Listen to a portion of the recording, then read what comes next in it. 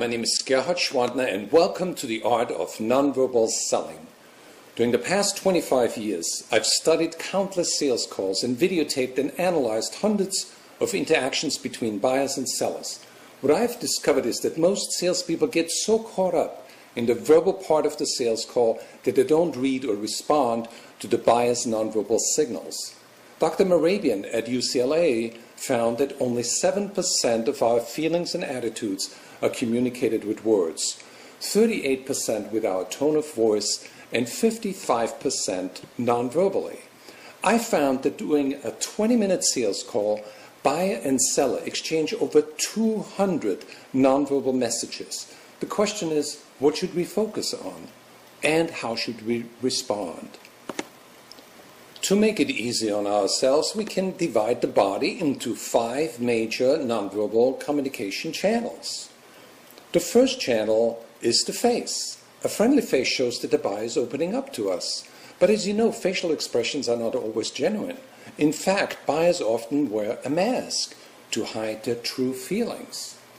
The second channel are the buyer's arms. Closed arms may show that the buyer is guarded or defensive. The third channel are the buyer's hands. While facial expressions can be easily manipulated, we are often unaware of what we communicate with our hands. Open and relaxed hands are always a positive sign. The next channel are the buyer's legs. We want to observe if their legs are crossed away from us, which may indicate a guarded and defensive attitude. The last channel, the body angle, you'll see that the buyer is leaning away from the salesperson, another sign of caution. Now, is it necessary to read and analyze every nonverbal signal? No. That would be counterproductive. Here's a simple and effective way for managing the important nonverbal part of the sales call, the traffic light system. In a way, the buyer's body is telling us how to move forward with our sale. Fortunately, we don't have to learn more about psychology, but only about strategy. And here's how it works. Let's first talk about green signals.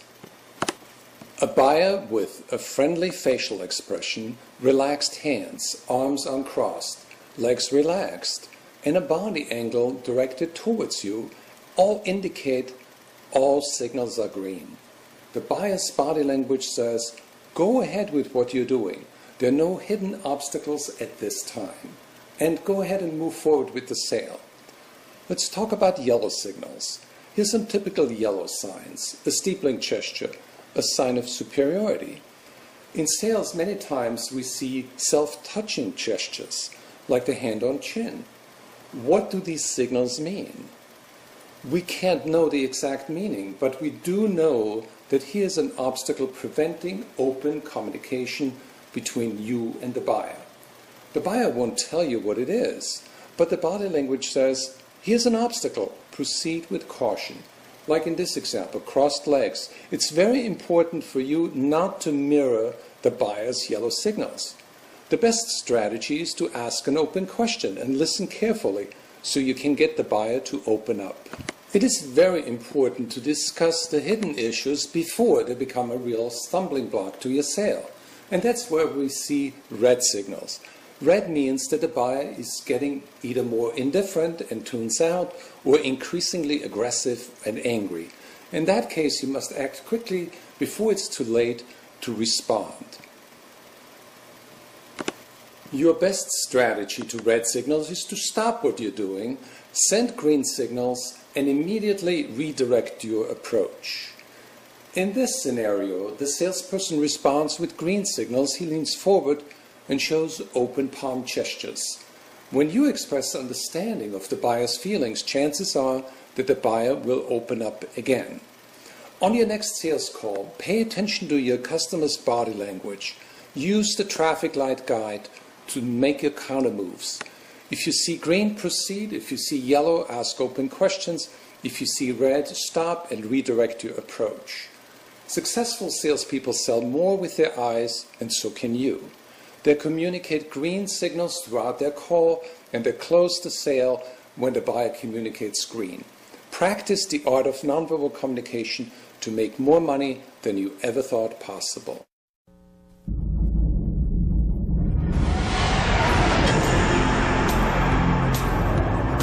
Think about your last sales call. Was the customer leaning forward or backward in his chair? Was she smiling at you, but at the same time, did she have her arms crossed? Did his desk present a barrier between the two of you? During a 20-minute sales call, approximately 800 nonverbal messages are exchanged between seller and buyer. You know your product. You know your presentation. Your goal is clear: to get the sale and to create a satisfied customer. It's been crazy, so I'm sorry. But your verbal skills don't always lead you to the sale. Why? Because you often focus too much on what is being said. If you fail to pay attention to the nonverbal signals, you can create a wall between you and your prospect.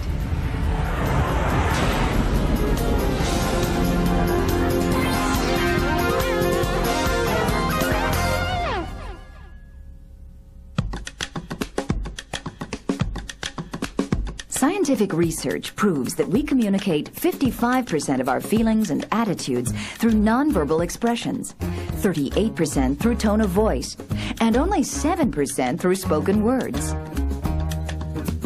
Salespeople who maximize the impact of that 55% by reading and responding to their customers' body language will have a significant competitive advantage. Misinterpreting your customer's body language can often lead to lost sales. Oh, that's very nice, yeah. Great. He's ready to buy this. Well, if you don't have any other concerns, what do you say we talk delivery dates? What if I pay all that money and it isn't compatible with our equipment? If I may show you one more thing. So, do you feel this will work for you? This sounds great. Yeah, I think I want this. I'm gonna do what we need. I just need to run it by Brad, as I mentioned. He's not as interested as I thought. I'll say so. Well, you know, I'll get out of your way here. Maybe if I can just leave my card with you. Appreciate that. No, it's not a problem. Hey. Thanks. Thanks. You can avoid these nonverbal mistakes, improve your observation skills, and learn to interpret major nonverbal signals and their meaning to your selling strategy. To successfully manage and control a sales call, we must become aware of our customer's body language, aware of our own body language, and manage to advance the sale and our relationship with the customer by applying the most appropriate verbal and nonverbal skills. When we use nonverbal communications techniques together with professional selling skills, you can identify and overcome negative nonverbal signals early in the sale. Why don't I sit over here so we can go over our material together? Respond faster and more accurately to buyer concerns. Sherry, why don't we develop a quality assurance standard that matches your requirements? It all begins with how you read your customers' true feelings and attitudes, feelings that they may be unaware of or trying to hide. Monitoring the buyer's nonverbal signals starts with a receptive state of mind. The ability to read the customer's age, ethnicity, energy level, and personality, as well as the immediate environment, helps you respond instantly, appropriately, and successfully throughout the sales call. Go ahead. All right, thanks. I got somebody in my office. I'll give it to you. Ah, Susan. Good to see you again. It's nice to see you too. Scanning is simple because there are only 5 major channels of nonverbal communication: face, body angle, arms, legs, and hands.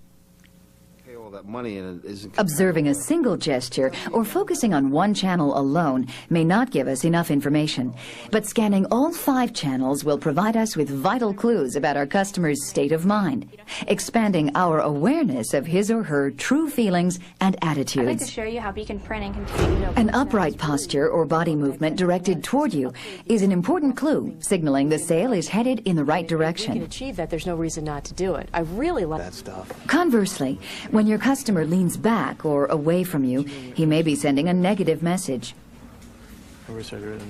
Your buyer's face can be a puzzle. People often mask disinterest or disagreement behind a friendly smile. That's been my experience in other stores. Some buyers are trained to frown when they hear any price, a simple but often effective nonverbal strategy designed to get a deeper discount. You're not going to be able to beat that price anywhere else.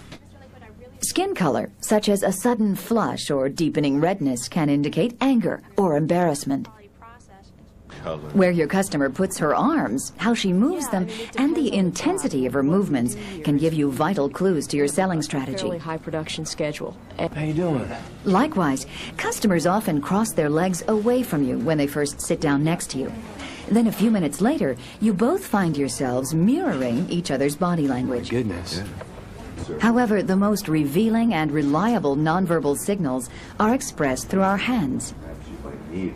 Relaxed hands and open palms indicate positive feelings. Keep up with the volume. Clenched fists indicate the opposite. We're often unaware of self-touching gestures, such as hands on chin, ear, nose, arm, or clothing. These silent messages often indicate anxiety or tension. Today, I know that you are very busy. On your next call, focus on your buyer's hand gestures. And I have a Syrah. While most people can easily control their face, their hands will reveal the buyer's true feelings. My customers seem to... Remember, a single gesture may be insignificant. You sign this here. What's important is to observe all 5 channels to find clues to whether your customer is reacting positively to your sales approach. Massive desks are visual barriers. It's hard to read your customer's body language in this setting. Sitting next to the buyer puts you on a more equal footing where the atmosphere is more congenial. Last week. Remember, the objective of a sales call is not to walk away with a psychological profile of the customer, but to close the sale. I do. If you sign this here, you're getting the best quality product at the best price, backed by our guarantee. To master nonverbal selling power, we need to learn to read and interpret the customer's nonverbal messages and understand their meaning to our selling strategy. Please have a seat. Thanks for meeting with me. Just as a traffic light tells us to go, proceed with caution, or stop, the buyer's body communicates similar messages. Try to get, Green signals indicate that the customer is open and receptive to what you're saying. Your best strategy here is to move forward with your sales call. breaking down. Here are typical green signals. Your customer's body is leaning toward you. His face is friendly and smiling. His arms and legs are relaxed and uncrossed. His hands relaxed with palms open. You're on your way to making a sale. Well, if you don't have any other concerns, what do you say we talk delivery dates? I don't know where the corporation's going. Yellow so signals warn us to use caution. They suggest there is an obstacle preventing open communication with our buyer. You don't want to guess the nature of the obstacle, but you do want to uncover what it is. Here are typical yellow signals. Your customer leans away from you. Her face tense, doubtful, frustrated. Her arms and legs crossed, signaling caution. Talk to you further back. Her hands clasped and fidgeting. Yellow signals are silent obstacles that must be removed before you can close the sale. Don't ignore the body language of your customer when it indicates guardedness, frustration, tension, or doubt. What would be your best strategy for handling yellow signals? First, be sure your body communicates green signals. Had many problems at all. Second, ask open-ended questions to get the buyer to open up. Just how important is it to you to increase speed while reducing overhead? Well, obviously it's very important to me, but what's probably more important to me at this particular juncture is making sure that we stay within our budget. Third, once the unspoken objections have been addressed, continue to display green signals and use open questions to encourage your customer to open up even more. Upgrade the equipment while keeping... If we fail to respond to a client's yellow signals, it's very likely that they'll turn red. Listen, your last delivery was a week late. You cannot expect any more business from me unless you can guarantee on-time delivery. I'm sorry about the late delivery. Red signals alert you to stop. You are now facing nearly insurmountable barriers, and you need to repair the relationship first before you can move on with the sale. The cause of it was that the replacement shipment didn't go out until after the holiday. Red signals show that the buyer is becoming increasingly aggressive toward you or increasingly withdrawn from you. So remember, to enhance your selling power, the first key is to pay attention to your customers' nonverbal communication channels. The second key is to interpret the signals like a traffic light that shows you the way to the sale. The third key is to handle yellow signals early, before they turn into red signals. How? Instead of reacting defensively to a yellow signal, respond positively with openness in a thoughtful, professional manner. A simple, open question will show your customer that you care and that you're prepared to deal with any obstacle to your relationship or your sale. As you ask the question, be sure that your own body language signals green. You don't want to become the obstacle in the buyer's mind. In order to manage nonverbal communication in sales, we need to recognize that nonverbal signals always precede spoken words. Body language comes first. Really not in a position to spend a lot of money on. As a keen observer, you can catch a negative feeling before the buyer is able to verbalize the feeling. Here's how you easily remember your nonverbal strategy. F. Focus on the customer's nonverbal expressions throughout the call. I. Interpret the signals. R. Respond with open questions, unless you see green signals. S. Send positive signals. And T. Test the customer's attitude before you close the sale. Let's take a look now at how we can apply nonverbal communication techniques together with professional selling skills in a typical sales call. Yes, he is. I have a 2 o'clock appointment today. Your name is? It's Susan Taylor from Beacon Printing. Okay, Susan, have a seat. Great, thank you. The one response to a sales call that you can prepare for in advance is stress. A simple relaxation technique is deep breathing. Another good technique to strengthen your inner confidence is creative imagery. Use your imagination to visualize what could happen during the call, the worst buyer reaction, and then the best. This gives you an opportunity to screen your reactions and imagine your own verbal and nonverbal responses. If you're well prepared and relaxed, you'll be exhibiting green signals from the moment you enter the buyer's office. Come on in. Hi, I'm Susan Taylor. Hi, Miss Taylor. Right on time. Have a seat. Sam Lakewood is sending out yellow signals. He won't even come from around his desk. Remember to scan your customer and smile. I'm Susan Taylor, Beacon Printing. Yes. Remember we spoke on the phone last week? Yes, yeah. First of all, I would like to say thank you for taking the time to see me today. I can see that you are very busy, so I won't take up much of your time. Now, as you know, our company can provide you with innovative solutions to your printing needs. We can help you with things like... He's older than I am. Better tone down my energy level a little. We can cut down your printing bills, and we can increase overall quality. Well, if you can do that, I'd be interested. I did a little research, and I looked at some of your printed sales literature and catalogs. Notice how Susan doesn't mirror Lakewood's yellow signals. She asks an open question to draw out the customer and to diagnose his needs. Are you developing this in-house, or do you use an outside firm? We've been using L&M graphics for our sales literature and our catalogs. Yeah, I'm familiar with L&M. We've actually just printed an annual report that they designed. So are you happy with their services? Oh, yes, they've done a very good job for us. Notice how Susan tilts her head slightly. She leans forward and uses open hand gestures that signal green. Of all the services that a printing company can provide to you, what would you say are the top 3? Well, on-time delivery would be number 1. Keep eye contact and don't mirror any yellow signals, like that frown. Oh, yes, they've Susan done a very listens, good job for us. nodding in rhythm with Sam's speech pattern. And price would be 3rd. A few of Susan continues to encourage Sam Lakewood to describe problems he had experienced. She uses green, open-handed gestures in response to his yellow signals. You bet. And you probably don't want to go through that again. No, I don't want to go through that experience. He seems to be relaxing, getting interested. Now let's introduce some new ideas. Mr. Lakewood, I really appreciate you sharing this information with me. Susan leads right into her presentation, stating benefits, using persuasive eye contact, and continually scanning her customer. Once you turn a job over to Beacon Printing, 10 pairs of eyes watch out for you, so you get the best quality. And it all starts with inspection of the paper that you've selected for the job. But your price is too high. When it comes to objections, Susan keeps responding with green signals, acknowledging Sam's price objection.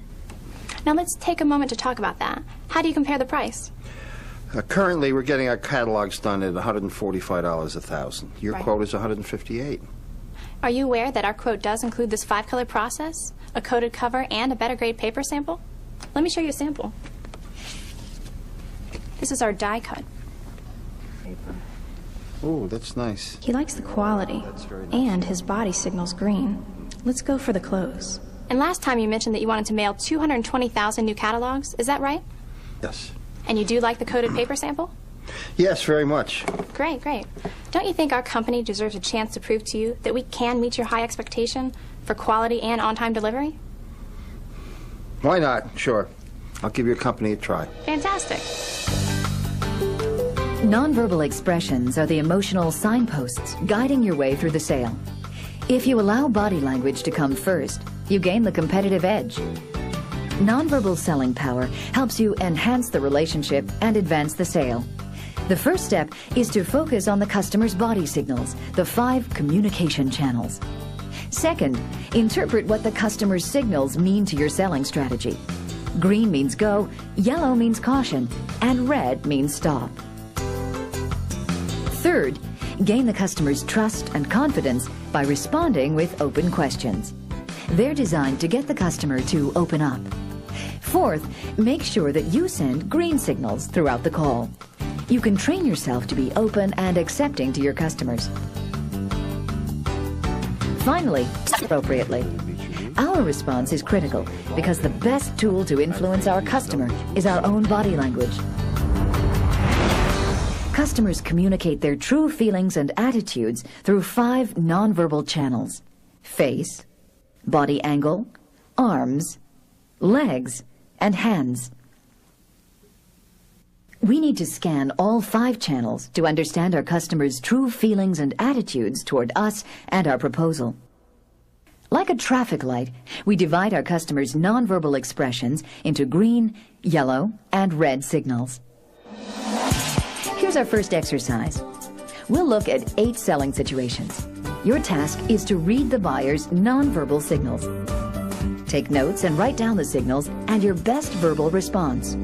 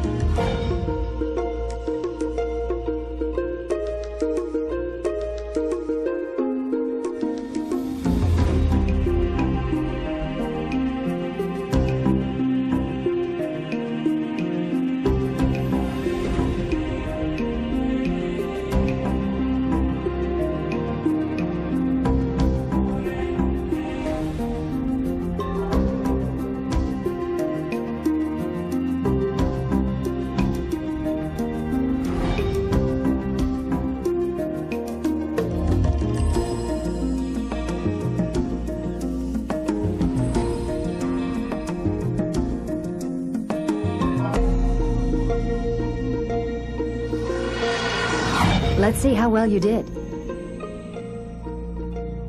This buyer's eyes are averted. He's frowning.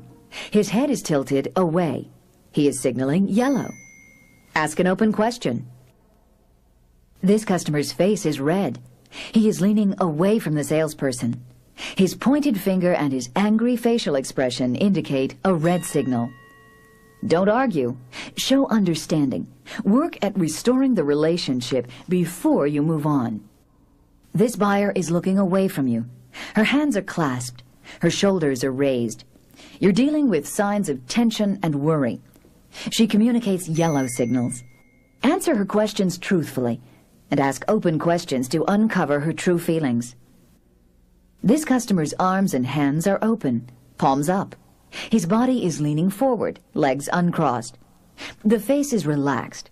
The buyer is signaling green. That's a sign to close the sale. This customer is leaning away from you. His hand is pulling at his neck. His facial expression shows doubt, a strong yellow signal. You need to respond to the obstacle with open questions. This customer is leaning away from you. Her shoulder is raised against you. She's pulling on her arm. Her facial expression indicates a strong defensive attitude. Increased withdrawal is a red signal. You need to acknowledge her feelings, express understanding, and create positive involvement. This customer's facial expression is friendly. Arms are uncrossed, hands relaxed. A green signal. It's time to ask for the order. This buyer's hand is raised. His thumb is covering his lips. His facial expression indicates doubt, a yellow signal. Your best strategy is to answer the buyer's question and follow up with a probing question to test the buyer's attitude. Remember to use the first acronym for developing your nonverbal strategy. F. Focus on the customer's nonverbal expressions throughout the call. I. Interpret the signals. R. Respond with open questions. S. Send positive signals. And T. Test the customer's attitude before you close the sale. Let's get started with our second exercise.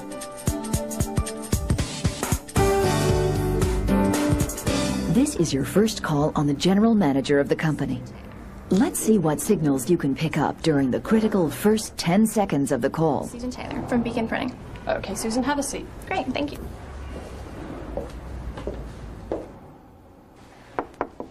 Come on in. Hi, I'm Susan Taylor.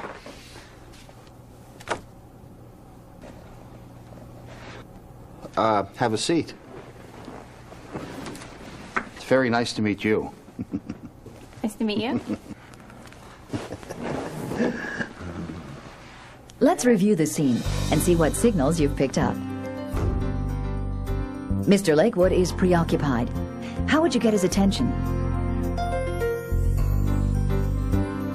In this situation, it may have been better for Susan to walk a few steps, then stop, smile politely, and wait for the customer to get up and greet her. Do you smile when you meet a new customer? Remember, we want to send green signals from the beginning. When a customer looks you over like Mr. Lakewood, how should you respond? In this situation, you want to show confidence and avoid getting forced into power games. How? Take charge of the situation and state your business purpose. Self-touching gestures are signs of defensiveness, showing the customer that he is in control. Yellow signals won't help your sale. A palms-down handshake is yet another power signal, indicating that the customer has a need to be in control. If you can, always select a chair with an unobstructed view of the customer. Here is our third exercise. The customer has been very friendly and receptive throughout the call, but then you give him the price. So with a 3-year warranty and a service contract, we're talking about an investment of $8,700. $8,700? Where's the savings? By assuming this posture, what nonverbal signal is he communicating? His face is friendly, but puzzled. He is leaning toward the salesperson. His legs are crossed toward the salesperson. His body language expresses green signals, even though his verbal expression contradicts them. Oh, I need a lower net price.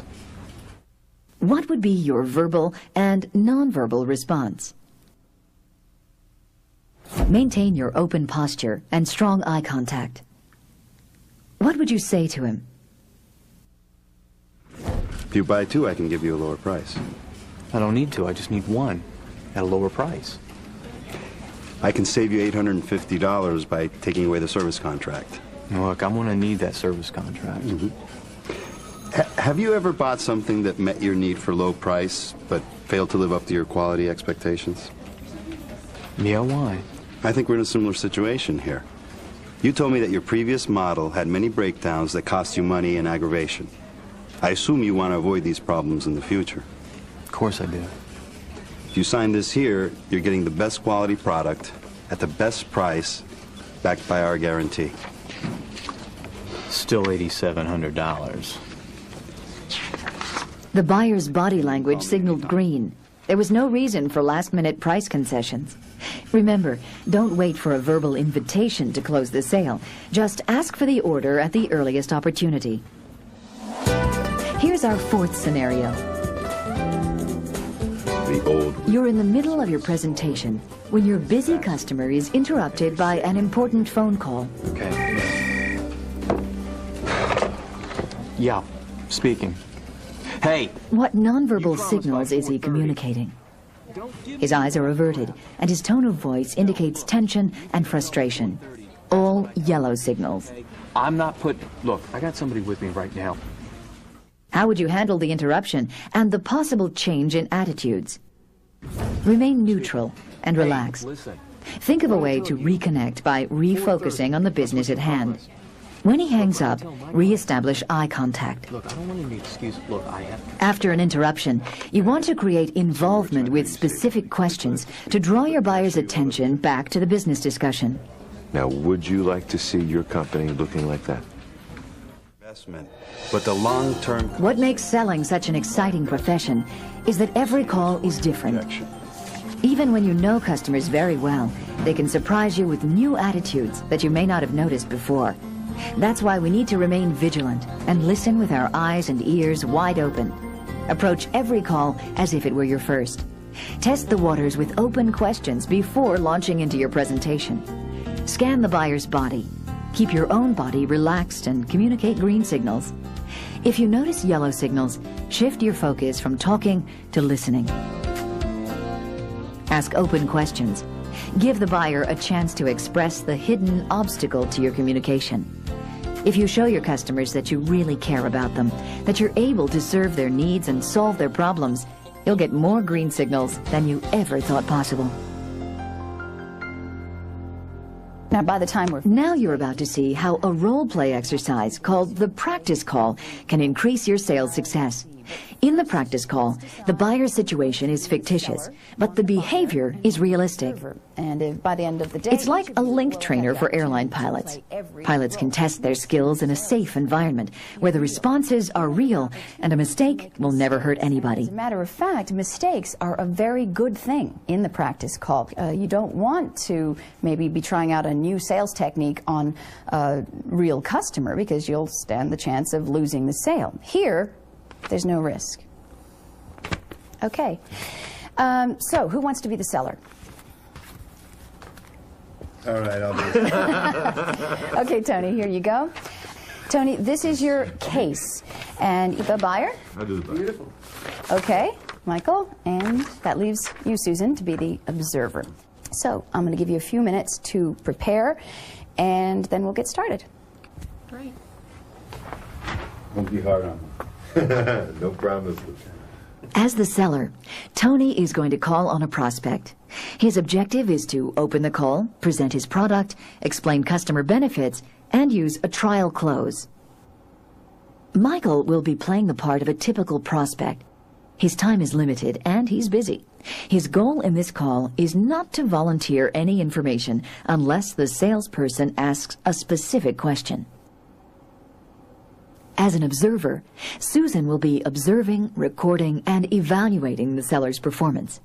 She'll take notes to record the flow of the conversation and keep track of the nonverbal signals of both the seller and buyer.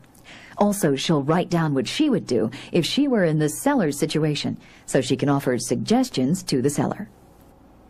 As the viewer, we encourage you to assume the role of the observer. Please take notes and write down what was good and why. Also state what you would improve and how. So, you ready to observe? Absolutely. Okay. Mr. Mackey, Tony Thompson. Hi, how you doing? Thank you for taking the time to see me. You only got a few minutes. So. Okay, I'll be quick. I was wondering, do you have any cigars, Dominican, in the range under $2? No. Okay. Terrific. Oh. And here they are. Yeah. Okay, this is a curly head. Arturo Fuentes makes it. You're familiar with Arturo Fuentes? Of course, yes, yes. Right. He makes his cigars. and it retails for about $1.35.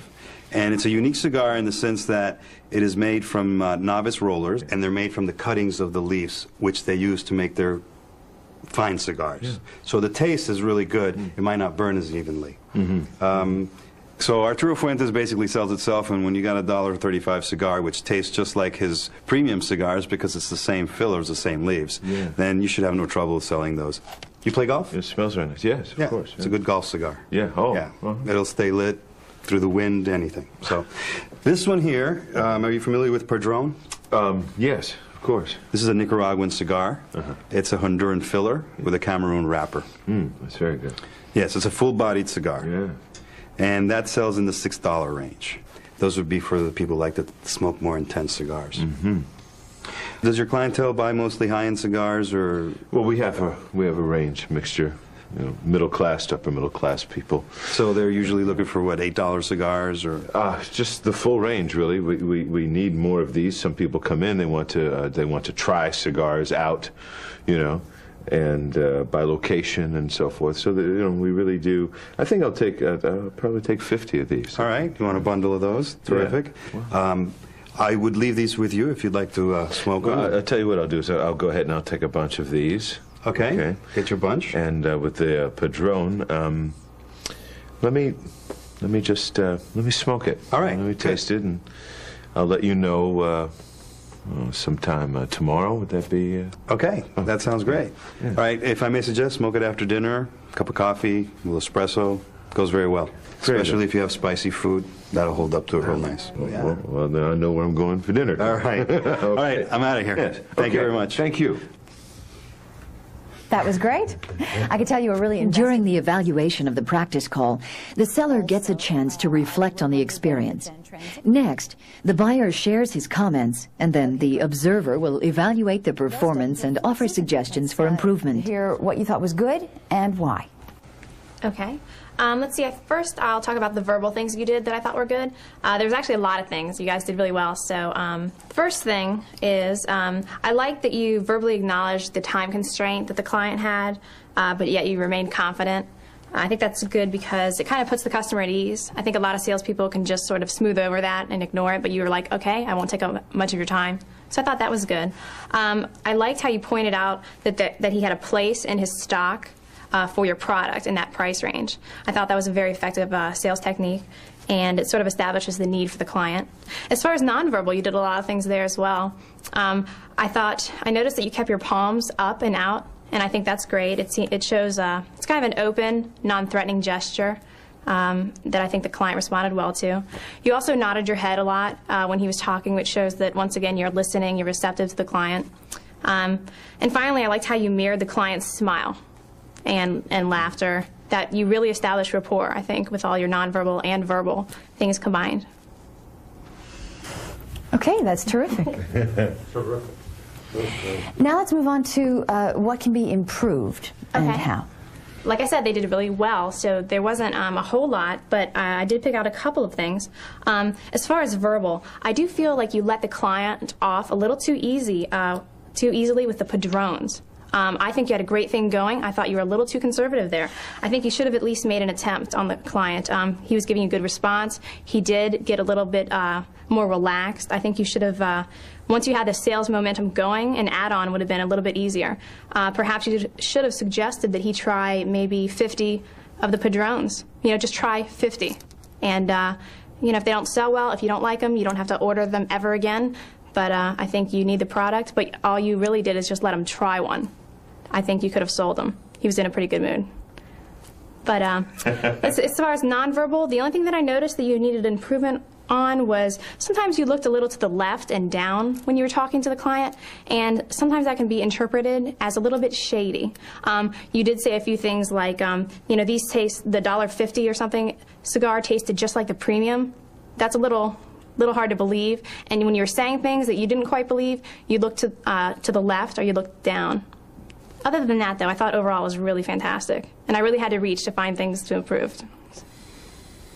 She's pretty thorough. Yeah. Well, that was an excellent example of what was good. Well, Okay, well, it's time to trade places. Oh, good. I don't know if I can. Now that you've seen how a typical practice call exercise is conducted, you can apply this learning tool to your situation. Your goal should be to train for increased sales. Here are your learning objectives. Test new skills. Remember, it's better to experiment in the classroom than to role play with real customers. Review how others see you. We rarely get a chance to see ourselves as other people see us. Adapt positive body language. Learn to automatically assume an open and relaxed body posture. Increase your motivation to change. Once you apply the power of nonverbal communication, you'll always have an edge. Narrow the gap between thinking and doing. How? Through ongoing practice. All right, what about if you're a banker and I'm selling you? We encourage you to participate in these practice call exercises. Company looking like that. Allow yourself to experiment and make mistakes. Mistakes show that you're not afraid of learning. The only mistake you can make is not to learn and grow. A black belt one day? 3 years. Nonverbal communication is the biggest part of acting, actually. One of the things that I do in the class that I teach, the acting class that I teach, is that we'll take a look at the opening scene of The Godfather. And then we just go over the lines, and of course, really when you pay attention to the scene, The Godfather sounds actually a bit wimpy, but he wins, and he wins big time in that scene. So we watch it again with the volume down, and you can see that he's spending the whole time threatening the Undertaker with his body. It's all nonverbal. Sometimes when I practice a script, I'll actually look in the mirror to see if I'm doing the proper gestures. You know, sometimes if you're nervous, you can come off, you know, like you might start fiddling with something. And even though you're saying the right script, if you're fiddling and I'm supposed to be confident, you know, it's a total contradiction. So I think you have to make sure that you don't just have the verbal script down, that you're doing the proper nonverbal gestures as well. Positive nonverbal communication could be done through a smile or open hands or your body being relaxed and comfortable with the person that you're dealing with, whether it's in a scene or in any other situation. How about the scene where Gerard gave you the cigar? Oh yeah, well he's a great salesman anyhow. he's great at that, and it was just good because with what he does there, just presenting the cigar, well, you had to participate, you had to smell it, you had to become part of what he was doing, and I think that was a great sales technique. A lot of times when I go on a job, on the way there, I don't turn on the radio, I don't listen to music. I actually sit there and kind of think about the client, think about what they're looking for, and try to become that. Nonverbal communication in acting is very important because you're actually listening to what the body is saying to you without words. So it's very important. What is being communicated, really communicated, and what you are feeling from the scene often has nothing to do with what the script says. And so you teach the actor to always follow the subtext, which is the nonverbal part, because that's really the truest form of communication.